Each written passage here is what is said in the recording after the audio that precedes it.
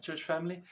It's great to meet this way, and we are in day 6 of our lockdown devotions as we study the book of First Timothy.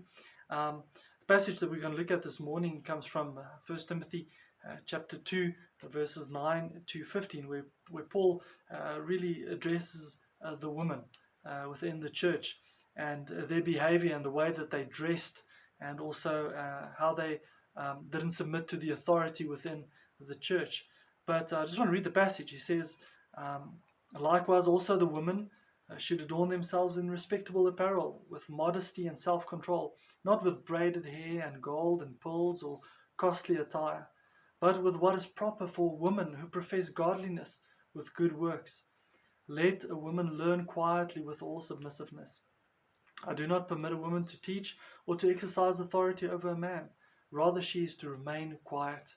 For Adam was formed first, then Eve. And Adam was not deceived, but the woman was deceived and became a transgressor.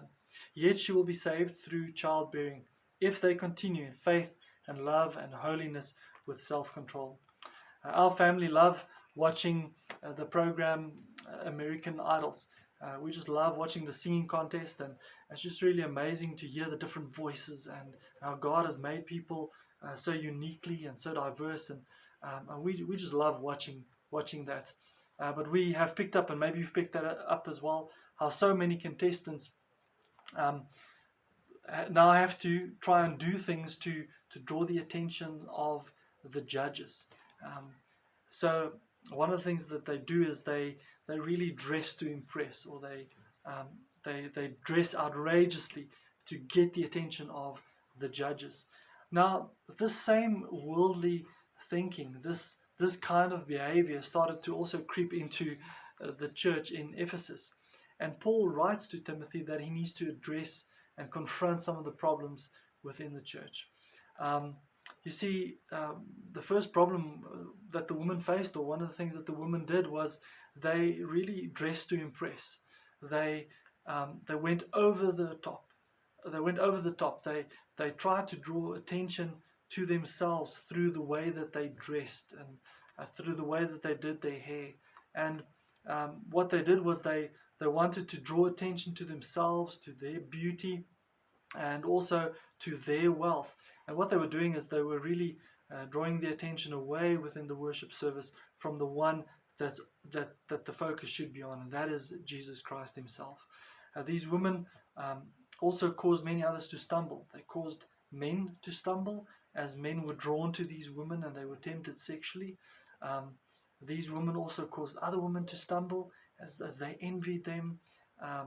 So that was one of the problems that they faced. The second problem that these women had was they desired to teach within the worship service. They desired for that position of elder, pastor, that leading teaching role that was reserved for the men within the church, and that role was given for men just because of God's design, because of God's created order, and so Paul addresses some of these two issues specifically.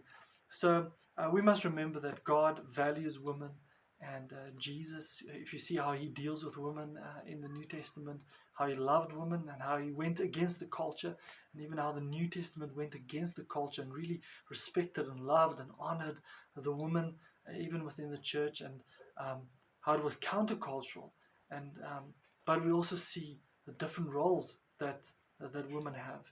Men and women are made equal, but they are different.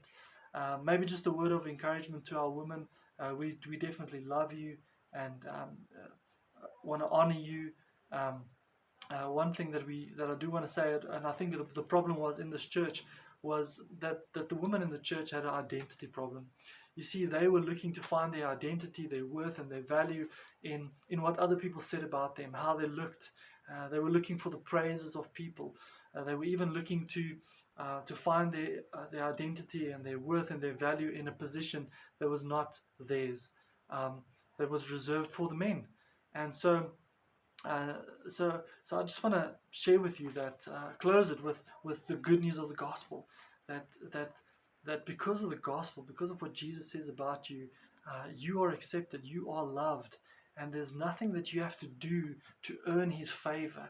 You are already loved, and that's your new identity that you have in the gospel. We love you and we appreciate the women within the church, and we thank God for you.